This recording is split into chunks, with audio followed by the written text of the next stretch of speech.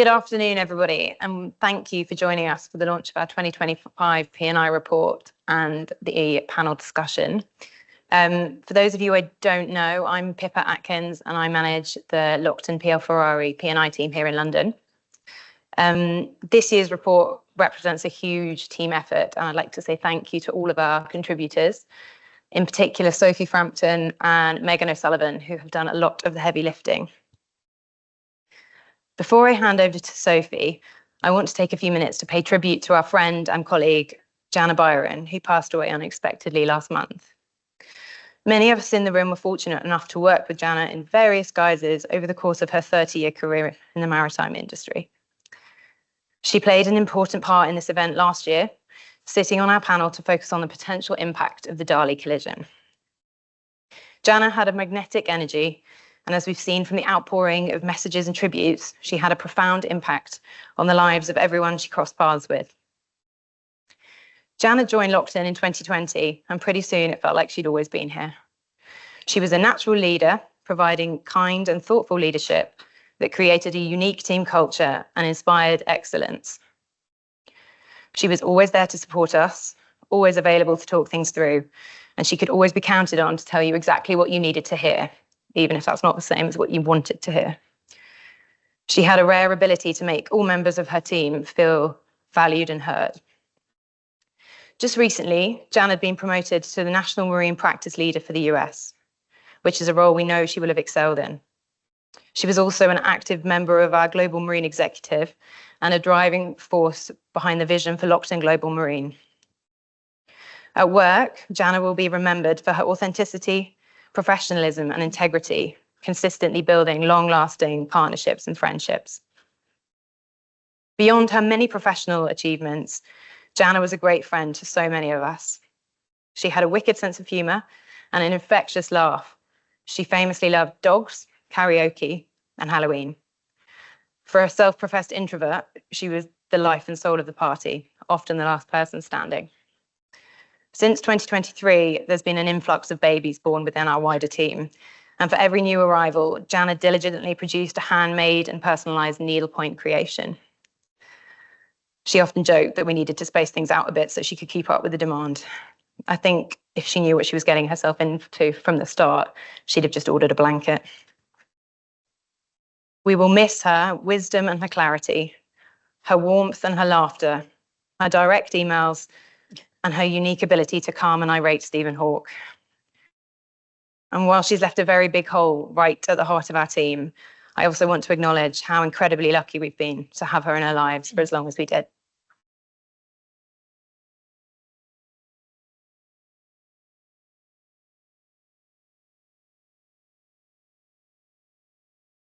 Thanks, Pippa. Before I begin talking about this year's report, we've got a little sneak preview of it. It's just going to play behind us. Supposed to have some music. There we go.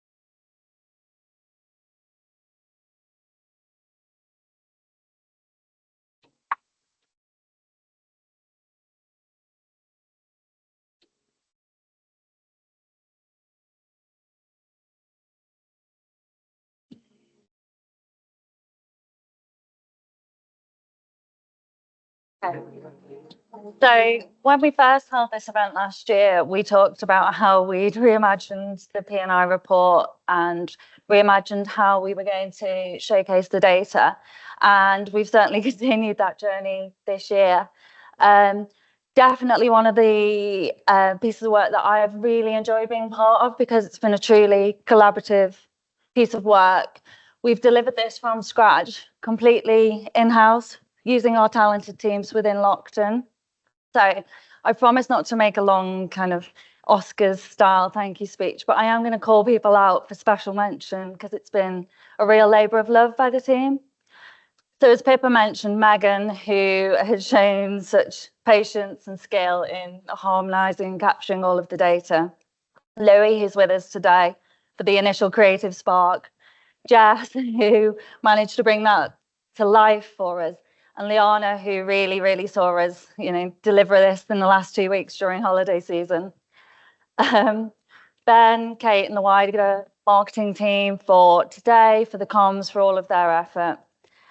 Daniel, who took what I deemed the scruffy document and managed to turn it into really elegant, intelligent prose, which is a real talent. And our team across Lockton for their P&I expertise and their data capabilities, who really helped us this year. I am super proud of what we managed to achieve together. The report stays faithful to what we've always done, which is focus on the international group's data, looking at the same metrics across all of the clubs over a period of time. We're also showing the non-IG providers and a look at the reinsurance programme. The aim remains to focus on the most relevant information to be able to display that in the most effective way possible. The theme this year is deep sea, as you probably gathered and will gather further.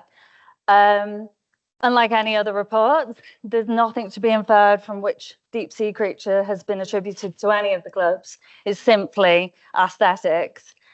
One thing that struck me when I first joined Lockton was the depth and magnitude and quality of our own data capture. So within the report, we've not only looked at the club's data, but we've been able to draw on our own data to analyse trends. Given that Lockton produces the amount of premium equivalent to the third or fourth largest P&I club, we feel like we've got enough that can provide that level of insight.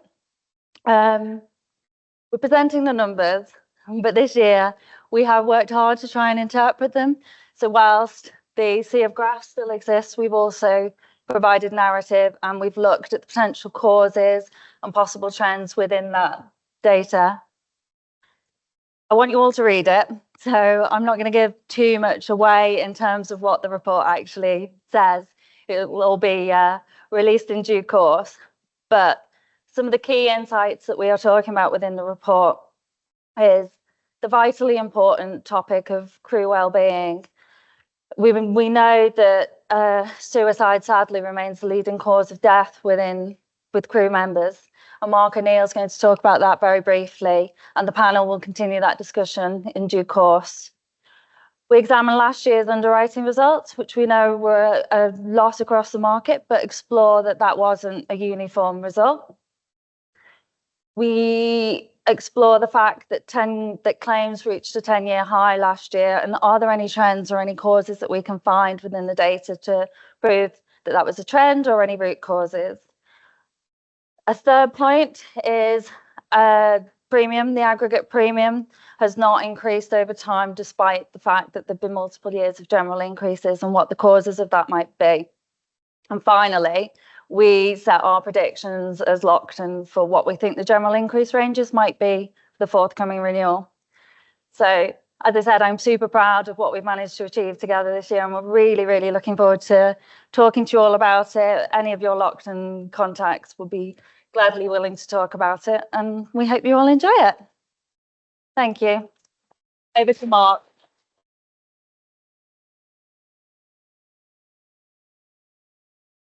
With huge thanks to our panelists for giving up their time to support us with this event, I'd like to introduce you to Mark O'Neill, President and CEO of Columbia Ship Management. Paul Jennings, sorry.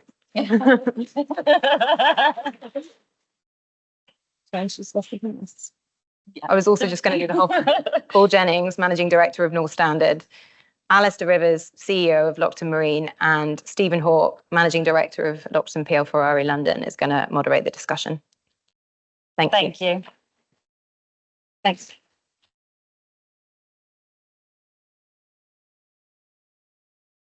Well, the end of a long and busy London and shipping week, and I'm very happy to be here, not only to be here, but that it's the last thing before the gala dinner tonight, when we can all let our hair down a bit and relax. Thanks very much to Lockton for inviting me to speak about a subject that's very close to my heart for reasons you'll get to hear about. And apologies for the suit. Gary has already taken the mick out of the suit.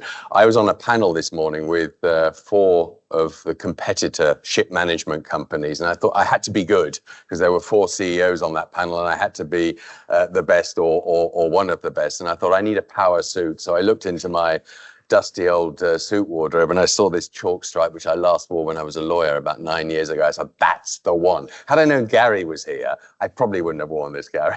Okay. But yes, let's talk about mental health.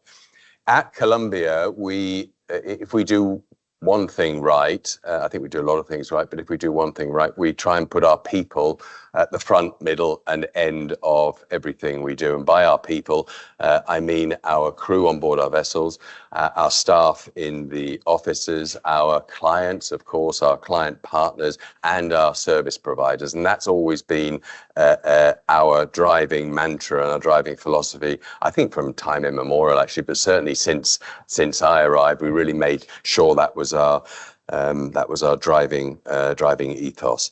About 2018, I was lying in bed one night and I got a call that one of our crew members had committed suicide, had thrown himself overboard because he thought he had committed a MARPOL infringement. And way back in the dim and distant past, I think 2011, Columbia had been involved in a MARPOL infringement for which we had been fined heavily and properly punished. And since that time, we have what's called a Never Again Day, where we really emphasize to everybody this must never happen again, not just for the environment, but also for the company's reputation. And we drum it into people every year.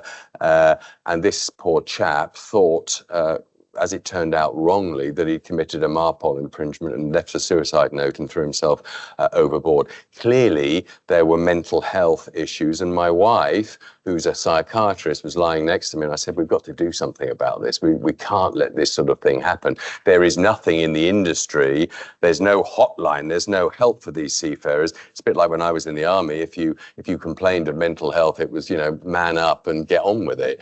But there was nothing really in the industry to deal with that. So we set up a company, and it really was a fun thing in many ways. We set up Mental Health Support Solutions, which was literally my wife and a colleague of hers from her practice, whereby we set up a hotline. It was her mobile phone that could be called at any time by crew members on board any of our vessels if they had mental health problems.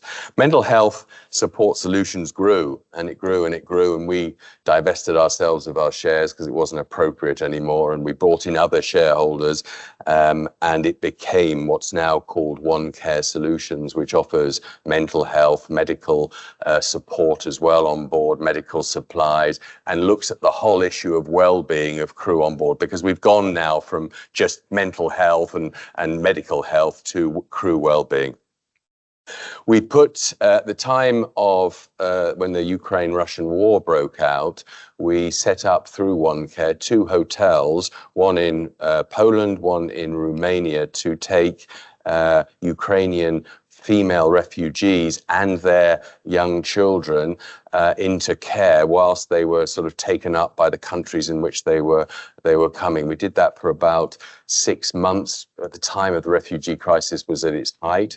And we put 320 trained psychologists on the ground to really treat a lot of these children with trauma, post-traumatic stress disorder, from what they'd seen during the war, and felt very proud of that. And that was really the genesis of the One Care as we see it now. And it's something that they feel very, very proud about. as I said, we have the 24/7 hotline. We've now extended that into medical health. We've extended that into well-being. We joined forces with a company called Wellness at Sea, and it really is a very comprehensive service package. And what does it cost? And this is, you know, we pride ourselves in shipping that we look after our seafarers, but this costs $1 per vessel per day. And I can tell you, for all the noise that's created about looking after our seafarers, I can't tell you how many potential clients of OneCare resisted that because it cost $1 per vessel per day. Those were the early days, and I think people, the importance of people, the importance of our crew and our staff ashore has really been put to the forefront. And I don't think anybody in this room now would begrudge paying $1 per vessel per day if it could save lives. And it certainly does. You know, we have averted many similar suicides that I just talked about, where other members of crew have called OneCare up in the middle of the night and say, look, we're really concerned about such and such. Can someone intervene? And then there's always help on hand. So it doesn't just prevent the suicides, but it also manages the situation where someone is experiencing or having mental health issues, manages the situation till the vessel can get to port. It's also had a massive effect on our culture, and it's not just on board our vessels that we've rolled this out. We've also rolled it out in our office, and I don't know whether it's my influence, but we also have, we sometimes have more take up of our mental health hotline in our office than on board our vessels. Really, really important. This is not just a seafarer issue. Many of our staff, many of your staffs will also have mental health issues that they don't want to talk about. They want a confidential hotline to ring. So our industry is a high-pressured industry, whether you're ashore or whether you're on board vessels, and very, very important to realise that. Massive positive effect on culture. We combined this with our second philosophy, which is our I care philosophy, whereby we say the most important thing from the moment you wake up is to care about your colleagues, care about your clients, care about seafarers, and care about our service providers, our Columbia family, as we see this. So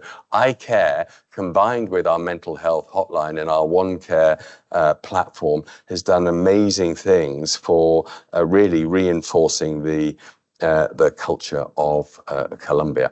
I would commend this to all of you. The challenge, of course, and the majority of you perhaps are in the insurance world, the challenge is to translate that into benefit, because everybody who runs a company, we want to do everything for our crew and for our staff, but 9 times out of 10, there has to be a bottom line result or a bottom line benefit. And we've been arguing since we're blue in the face, a positive, mentally healthy, physically healthy, fit crew is a better crew, is a safer crew, and will avoid accidents. If you have a chief officer at the helm of a vessel doing night shift, worrying about what's going on at home, going through all sorts of personal crises because he or she is going through a marriage breakup or worrying about their children or whatever, and needs help, he or she is not focusing on the navigation of that vessel. Now, that is absolute common sense to everybody sitting in this room,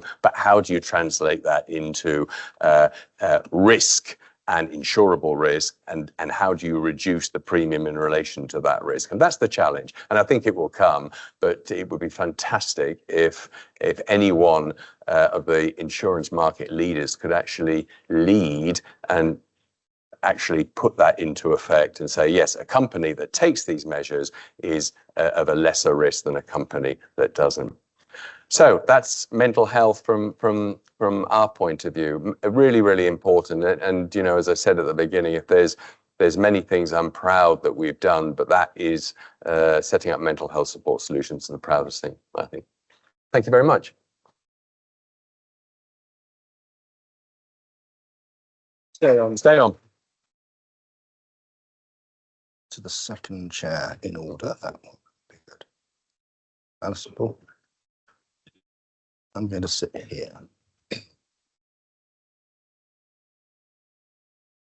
Thank you very much, Mark.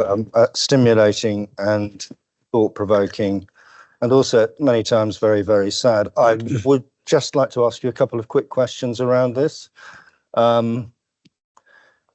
Giving support to crew must also have benefits in terms of the culture that you have on board a vessel.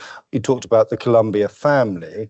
The family itself has a wider corporate culture, but on individual vessels, there must be a good cultural support for each other. You talked about people who said, I'm worried about so-and-so, but if you don't have the right culture on board an individual vessel, it must be life more difficult.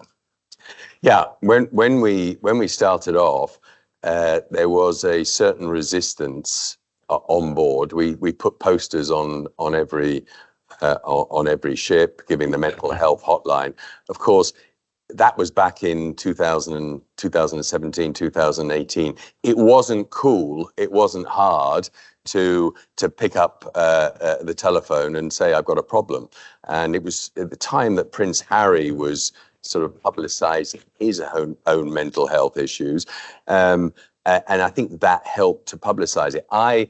We're all leaders of our business. And when I went through at the tail end of my army career, I went through the Gulf War, and we all had mental health issues thereafter, and we all had counseling. I had to go out on a video to all of our crew and say, guys, I had mental health issues and I had mental health counseling. After that, everybody adopted it much more readily. And the biggest challenge in our industry is not just attracting people ashore and on board our vessels, but retaining those people. And having soft policies like this is a massive attraction for crew. It shows you really care about your people and about your staff. So whatever the cost, it's worth it. Absolutely. And I noticed on your website where you flag why join Columbia Ship Management. It doesn't say because we pay fantastic wages, because we do this or do that. Virtually every attribute that you describe is things like healthy lifestyle, mental health, access to psychologists, global care network, holistic wellness. So, I mean, clearly you're walking the walk as well as talking the talk. Yeah. Talking of walking the walk and talking the talk, Paul, what do the clubs do? North Standard specifically, but the clubs generally in this field. Yeah, thanks, Stephen. And Mark, thanks also for that. It was very illuminating, and I think I'm sure I speak for the whole of the club industry in applauding what Columbia are doing in terms of your initiatives. I think this is not a sales pitch for North Standard per se. I think most of the clubs in the international group are concerned about and have programs related to mental health. We ourselves have our own Mind Matters, which I think has some of the attributes, and having looked at your own program, some of the attributes that you have. I think, Stephen, very frank answer, we probably as the clubs could do more. I think it's a major issue for all the reasons that Mark has mentioned, not just from an individual point of view, which of course is the human side is massively important, and we need to protect that from a humanitarian basis. But also let's be mercenary about this for a while. It's better for you as a business in terms of the operation of the ship, as you said, a healthy crew, a mentally healthy crew as well is better for the safe running of the ship. That's better for all of us. The two overriding objectives of the international group and clubs within all clubs, therefore within the international group, are promotion of safety and well-being at sea. That's one.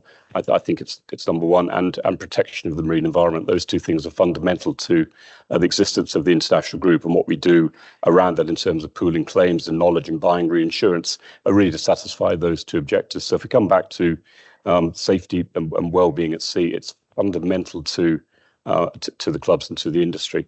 I think there's more we could do in terms of pooling our data and our resource amongst the clubs to help to support members such as Columbia and others in the industry who are taking their own initiatives. So we recognise it, Stephen. We individually, clubs are taking action. Collectively, I think there's more we could do. Yes, and I think the you have two elements to this. One is the health and welfare of the crew, which is vitally important from a pure human point of view. But you also have the issue that Mark touched on basically ship safety. If somebody is not focused because they're worried or depressed about things at home or whatever it might be, the likelihood is there's going to be an accident, an unintended accident. And statistics suggest that 70 to 80% of all accidents at sea are caused by some form of crew negligence, and that negligence, I think, has been described typically as either being fatigue, lack of training, and most critically, psychological factors, stress, depression, and worries. So it's something I think that we all have a lot of data, and Lockton have an enormous amount of data, and we've used some of that data on a financial basis, not on a crew basis, within our report. We have, I think, open over 6,000 claims files each year for our client base. Now, there must be a way that we can start drawing some empirical conclusions from that, you'd think. Yes, and I think that the journey we've been on and that data gathering, I think, has evolved, but it hasn't evolved sufficiently to actually be able to identify from a safety culture the impact of mental health concerns and or crew negligence arising from mental health concerns. So we've actually got quite a lot to do. I think in our journey, both as a group and through our support to our client base, we've been very dry. A lot of pamphlets, a lot of policies, all good, well-intended, and they sort of mirror an awful lot of sort of governmental work. It sounds to me that you've taken it on to a very different level because yours is much more engaging. And I would also say I think we sort of segment diversity inclusion. We segment education. We segment mental well-being, and yet they're all interconnected. And then you've got the final piece, which I think culturally, we're in I think 110 countries, and bringing mental health and making that acceptable to flag and discuss is very challenging across a number of different countries where there is a resistance to even admit that you're struggling, and that is a journey we are still very much on. If I can give an example, I have a report that lands, I get it quarterly. It outlines all of the major issues which are prominent in our crew's minds over the last 3 months. So I know whether bullying and harassment is the major issue, anxiety. At the start of the Houthi attacks, anxiety was top of the pops, and that was something that we really had to recognize, because where a percentage of your fleet, the crew, are anxious about making that Red Sea passage, that is going to impact on operational efficiency. There's no doubt about it. But also equally bullying and harassment. And we forget that these are very enclosed, isolated spaces. And if you've got a bully on board or a number of bullies, you've got a dysfunctional crew. You've got a crew that's not thinking about navigation of this vessel. So I get a report on that. We have happiness indicators, and all of this sounds sort of fluffy and a little bit woke and all the rest of it, but it's all good stuff. So if I ask, and we've trialed this on a number of vessels, if I ask the crew every morning just 3 questions, how rate out of 10, how happy are you? Are you worried about something? Yes, no. The crew attention, they won't give you more than about a minute. Anything more than a minute is a waste of time. But if a crew of 21, 15 say they're less than 5 on the happiness index, I've got a problem.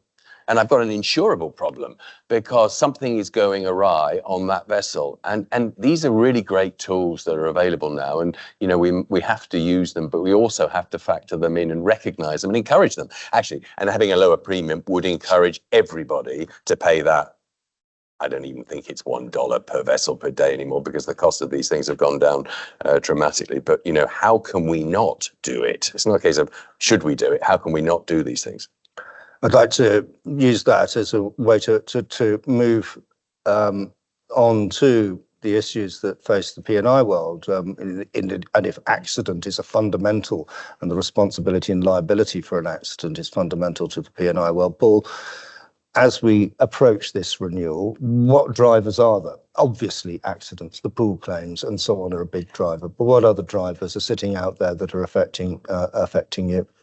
I think just flipping back quickly to Mark's points as well. I think if you analyse the internal stats of most of the clubs, I think as a cost base and in terms of frequency, you'll see that crew claims are way up there as the highest or one of the highest components.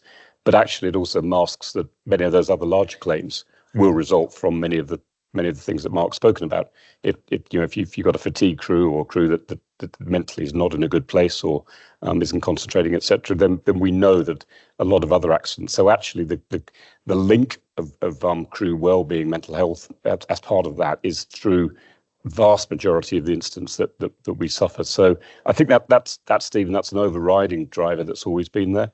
I mean, in terms of what are we going to talk about? Should we talk about 24, which was particularly busy, I guess, for the P&I environment? Fortunately, if there's some wood somewhere, I think there is there. The current year seems to have started a little bit quieter, but we came out of 24 having had the Dali sort of not quite exploding, but being a forefront for us all, and then claims galore after that. Some of them, of course, driven by geopolitics and change of trading routes of ships and the exposures, etc. that we saw many ships facing there.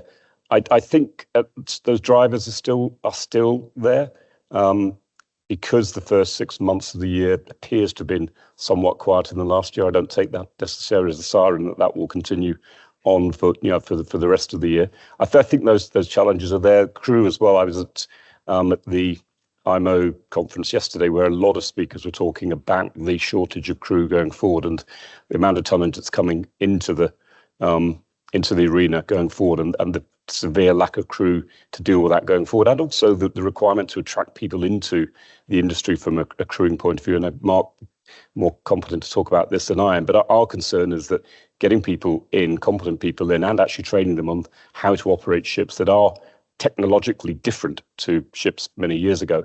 That is the challenge for the industry. Okay, and the other aspects that are going to drive your general increase? You're trying to lead me there. Yes. I had a sneak preview of your press release. I read the first one. I didn't read the first one correctly, which speculated that the general increases, I thought it said 5 to 14%. I couldn't work out who was going to be at 14%, but actually you were speculating 5 to 10%. Inflation will drive claims costs, of course. We've been through, I think many economies, particularly Western economies, are still dealing with the consequences of COVID and the enormous amount of debt that they've taken on to deal with the COVID position.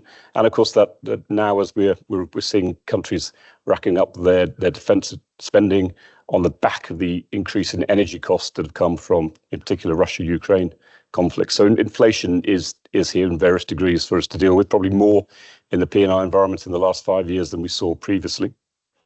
I think in addition to that, and again, a sneak preview of what I know is in your report, that actually despite general increases, we're talking about last year now, but over a number of years, the premium base for the international group clubs has remained pretty flat.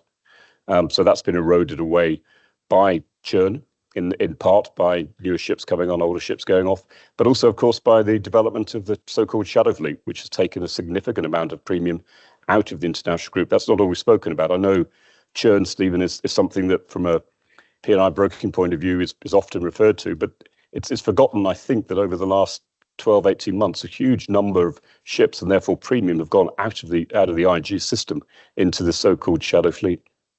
Yes, Not by Lockton, because that was heavily mentioned in last year's report. But I think it's a very valid point, and it's probably what people say somewhere between 85 and 90%. So 5 to 50% for the IG dropping out of the IG through that. Yeah, well, I think for the first time in all the time I can remember being involved in the industry, we're now saying as the IG we're below 90%. We're somewhere between 85 and 90% of world shipping, which is the lowest it's ever been. And the shadow fleet, particularly on the tanker side, has grown beyond proportions, at anywhere between 700 and 800 ships, depending on what stats. Does any of the kind of legal judgments around the world concern you? There's been some anomalies, shall we say? Is there anybody in here from the IG Secretariat? I'm not allowed to talk about. We're not allowed to talk about the one in Sri Lanka, which is potentially worrying. I'm serious. I can't talk about that in any detail. But that is if that were to go to a possible conclusion of a local judgment overriding what is an established limitation, a judgment and fund that's been created elsewhere, that would be a concern. We've seen it on smaller scales over the years, but this one does look alarming. That's probably all I can say about that one at the moment. We've got the Dali coming along in a few years. I think in a funny sort of way, that one is more predictable and understandable by the industry because there's more vagary, funnily enough, in the US than there is in maybe some other jurisdictions where you would expect it to be vague. But I think we've known from the outset in the US that the limitation regime there is so old in its origin that it's not designed to deal with a claim of this magnitude. Yeah. And presumably also the instability that's generated by legislation, new laws, tariffs, sanctions, creates an uncertain future, a difficulty for you as a club to be able properly to plan because you can foresee the foreseeable, but you can't guess at what might happen, in 6 months' time that comes out of left field. I think, yeah, I'd be interested in Mark's view as well, because I think it's the challenge for shipping and therefore for us, because we're part of the shipping environment. Okay, we're regulated as a financial services company, but we consider ourselves to be part of the shipping, the overall shipping industry and supporting our members. But the challenges for shipping are huge. And okay, that's been the case for centuries, but it's the pace.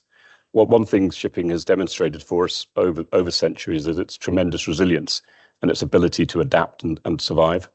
But that's been at a pace that hasn't been at the speed we're seeing now. And if you look at those challenges, you mentioned sanctions. That's become an industry for all of us, if you like, and the weaponizing of shipping by governments to achieve their foreign policies or their public policy, that's here with us. I can't see that staying, but it's a big burden challenge for ship owners and for us in supporting that. Of course, tariffs and trade are a massive issue.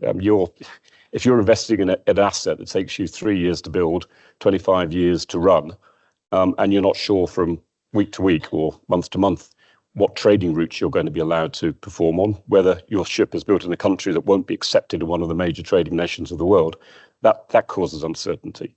The one that's being debated at the moment, of course, is net zero framework, which IMO is debating over the next couple of weeks.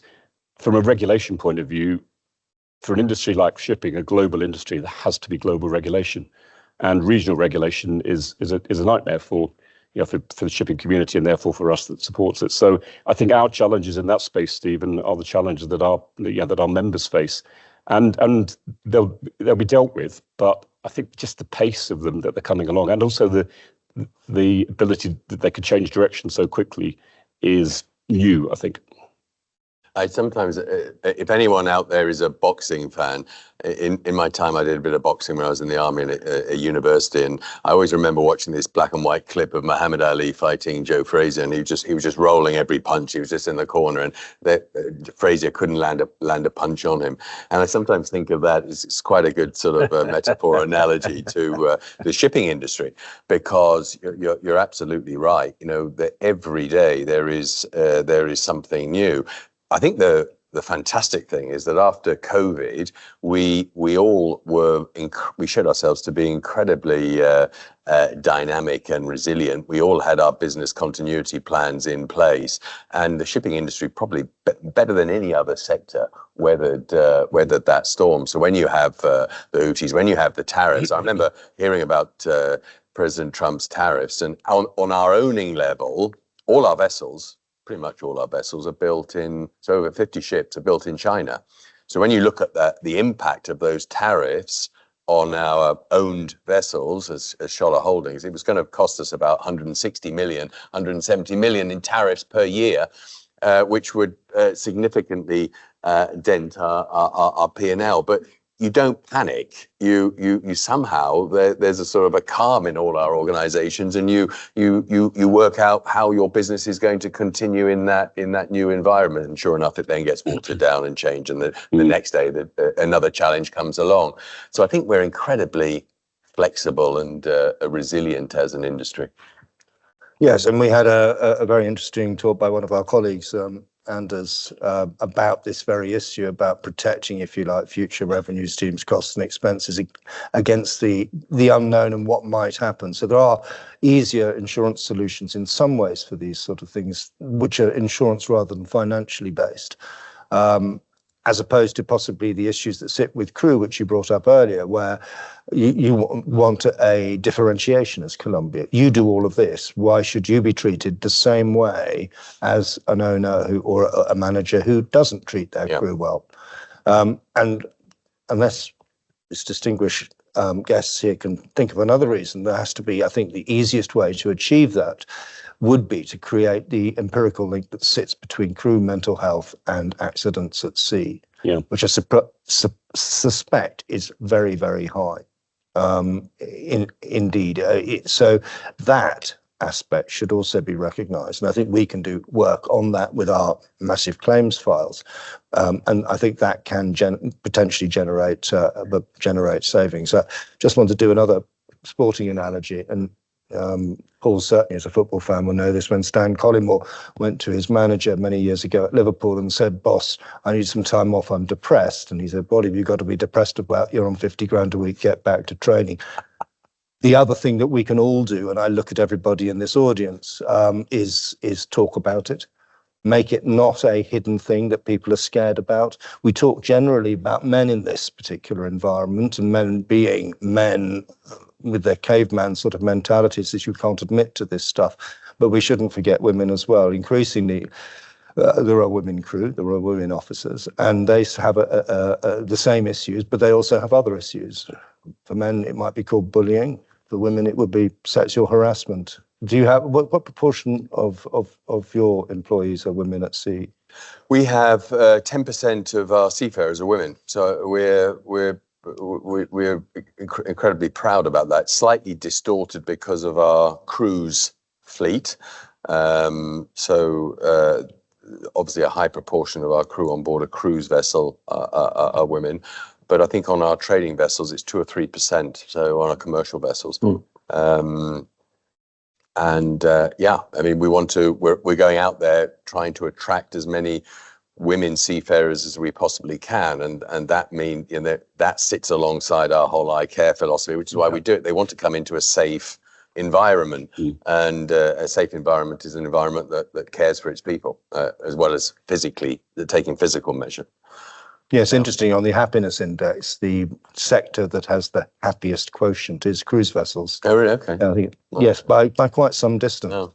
So, yes, and if a large proportion are women, it does suggest, for various reasons, that the cruise environment does tend to generate a different atmosphere than possibly a more commercial cargo vessel or whatever. We've just taken two of the latest additions to sea level. Our head of maritime HR, a lady called Simona Toma, was a captain at sea with Maersk, and our deputy COO, Ulla Nielsen, just come over from V-Ships, was also a captain at sea for Maersk. So quite incredible, actually, that we're now seeing these people coming through the system. Quite incredible that I'm sitting here saying it's quite incredible, isn't it? But it is nonetheless, and to actually have these exceptional women at sea level, but also having had that seagoing experience to contribute on the operational side of things is fantastic. One of them was an engineer. One of them was a chief engineer, as opposed to on the marine side. So fantastic. I'm conscious of time. I wonder if anybody has any questions at this stage. I know that this is being live streamed and there may be questions through that medium. Looking around. They're probably all waiting to ask me what the mental health hotline number is. Yeah. No, I think that what you have been saying and what Paul has said and what Alistair has said has been so comprehensive, conclusive and unarguable that no questions are necessary. Last year, we had a lot of questions. That was mostly Martin Lanting. You haven't. Can we ask you a question then? Yeah. You haven't said what. But that's our sneak preview of the press release. So 5 to 10%. Let's talk P&I GIs. That's people get very excited about that. I mean, do you think that is going to be the case? Clearly, you do. You put it in your press release, and why? Because the clubs are rapacious, money-grabbing parasites on the shipping industry. No, because there is inflation, and because it helps to focus the mind, I think, for people that, you know, economic stability, your record and everything has a relevance to the wider club as a whole, and that, you know, there is a contribution to be made by everyone for the common good of the club. 5 to 10% is not my choice or our choice. It's just a view from talking to clubs who at the moment are talking up the fact that there's been back year deterioration, or some clubs are. And we hear this every year in terms of there is one factor that means no, it's not going to be rate reductions. It's going to be a general increase. But do you think there's an underlying underfunding? I mean, you analysed the numbers in a huge amount of detail. And then again, you commented around pool claims, which is a big driver for last year. It's too early to say exactly how that will fold out this year. Golly, I'm under the spotlight. Well, underfunding, if you look at the data that we've put together across all 12 clubs, possibly yes. Underfunding amongst certain clubs, possibly no. This is an average, if you like, or an analysis of the whole of the system. But I think it would be dangerous to say that there's underfunding when the nature of the business is so volatile and you can have, as they say, 2 or 3 very, very good years as a collective group, and suddenly you're massively overfunded, which is why some clubs have been giving capital returns and so on, because they've suddenly found themselves with a surfeit of money. Predicting the future, though, you have to, I guess, be conservative and assume at least not the worst of all possible outcomes, but the average of the outcomes, and that tends to drive towards a higher price for it the next year, unless you happen to have a broker like us, where we just ignore that and achieve stellar results for our clients. I thought that's why you told me. Well said. Well said. Thank you. Any other questions? Gary. Inevitably. Gary. Well, you asked me last night to ask questions. Oh. Well, thank you. I probably don't need the microphone. No. Well, firstly, I'd just like to congratulate Lockton for yet again not asking Filippo Fabbri to present, which I think is always a positive for your promotional capabilities. I think my question is probably one for Mark, if he can hear me over his suit. I can't hear you. Pardon? I wonder whether it's possible to look at data on suicide rates in shipping compared to land-based industries to get a feel for whether or not there is a more peculiar or acute problem in age ranges or male or females compared to other industries, if there's any specific issues that might prevail from a mental health standpoint in shipping compared to other workplaces. I think it's such a complex, the suicide is such a complex issue and such complicated factors. I don't think one can sort of analyze it in that way. And as I said on the panel this morning, everybody seems to jump on the bandwagon of, oh, poor seafarers, their life is so terrible on board the vessels, we should pay them more, we should do more, and we should do this and that. I don't subscribe to that point of view. I don't think that the pressures on our seafarers now are any greater than the pressures on our employees working really long hours and striving to make a career in their offices and going home and having to deal with screaming kids and all the rest of it. You know, we all have pressures at certain points in our lives.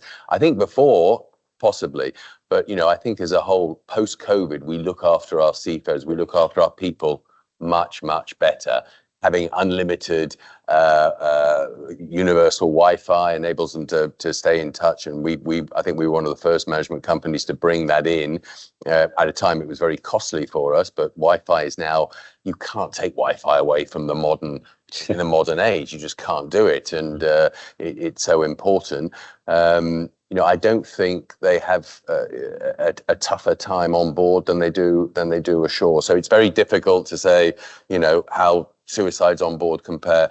It is an enclosed, isn't it? It's an enclosed environment, and sometimes you're cut off. And so when you have situations like harassment, sexual harassment, and when you have bullying, sometimes those problems can be magnified in a small space. You can't run away. You can't take a right or left and go down another street or change jobs or do anything. You're stuck on that vessel, sometimes for long periods. So maybe there's a greater concentration or magnification of those issues.